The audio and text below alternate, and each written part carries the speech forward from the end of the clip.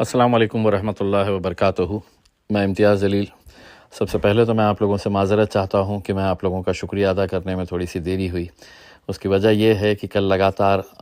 تقریباً 12 گھنٹے گاڑی کے اوپر بیٹھ کے اورنگ آباد سے تھانے تک کا سفر طے کرنا، اس کے بعد بہت زیادہ سیویئر پین، بیک پین ہو گیا تھا، جس کی وجہ سے آج دن میں مجھے 2 مرتبہ فزیو تھیراپی کروانی پڑی۔ لیکن الحمدللہ آپ لوگوں نے جس طریقے کا رسپانس کل کے دن دیا، میں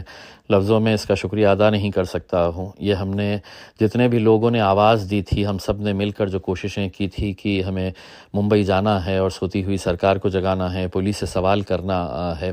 جس بھاری تعداد کے اندر آپ لوگ اس ریلی کے اندر موجود رہے، میں سمجھتا ہوں کہ ہندوستان کی تاریخ کے اندر اسے یقیناً یاد کیا جائے۔ اوپر اپنے نبی کریم صلی اللہ علیہ وسلم کے نام کے اوپر اکٹھا ہوئے تھے اور ان لوگوں کے خلاف کھڑے رہے، ڈٹ کر سرکار سے آنکھوں میں آنکھیں ڈال کر سوال کر رہے ہیں کہ آخر قانون اگر ہے تو اس قانون کا پالن کیوں نہیں ہو رہا ہے، کیوں اس طرح سے لوگوں کو چھوٹ دی جا رہی ہے۔ ایک بہت بڑا پیغام گیا، صرف مہاراشٹر میں ہی نہیں بلکہ ہندوستان بھر میں آپ لوگوں کی اس کوشش کو سراہا جا رہا ہے، بلکہ ہندوستان کے باہر سے بھی بہت سارے لوگوں نے اس کی تائید کی ہے کہ ہم لوگوں نے جس طریقے سے اپنا پیغام پہنچانے میں کچھ حد تک کامیاب ہوئے ہیں۔ مجھے معلوم ہے کہ ابھی بہت لڑائی باقی ہے، کیونکہ جو کوئی بھی حرکتیں ہو رہی ہے یہ سرکار کی وجہ سے ہو رہی ہے، سرکار کے کہنے کے اوپر ہو رہی ہے، اور سرکار کا پورا ساتھ ان لوگوں کو مل رہا ہے۔ اس وجہ سے ان کی زبان اتنی لمبی ہوتی جا رہی ہے۔ کہیں نہ کہیں اس زبان کو تھوڑی کم کرنے کا کام ہم لوگوں نے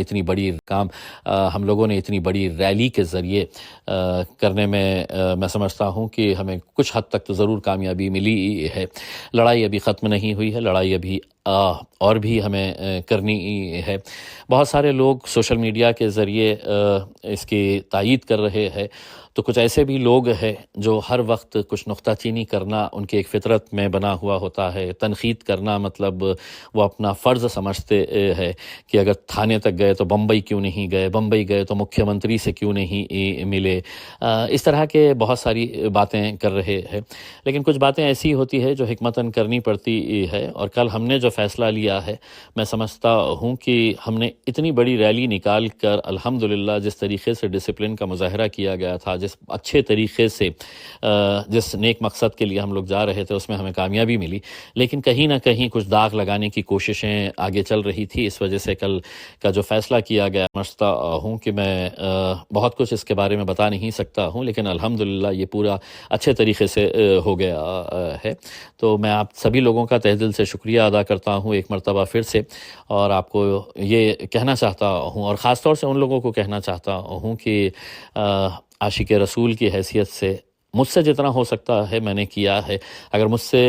بڑا کوئی عاشق رسول ہے تو یقیناً آپ بھی آواز دے، آپ بھی اپنے طور کے اوپر اگر کچھ کرنا چاہتے ہیں تو کرے۔ ہم بالکل آپ کا پوری طاقت کے ساتھ دیں گے، آپ کے پیچھے کھڑے رہیں گے۔ تو جو لوگ اس ریلی کے اندر شامل ہوئے ہیں، ذاتی طور کے اوپر میں ان کا شکر ادا کرتا ہوں، اور جو لوگ کسی وجہ سے نہیں آ سکے ہیں، خاص طور سے ہمارے بزرگ ماں بہن جنہوں نے ہمارے لیے دعائیں کی، اور صرف مہاراشٹر نہیں، ہندوستان نہیں بلکہ دنیا کے بہت سارے حصوں میں اس کی کامیابی کے لیے دعا کی گئی تھی، تو میں ان تمام لوگوں کا تہ دل سے شکریہ ادا کرتا ہوں۔ جزاک اللہ خیر۔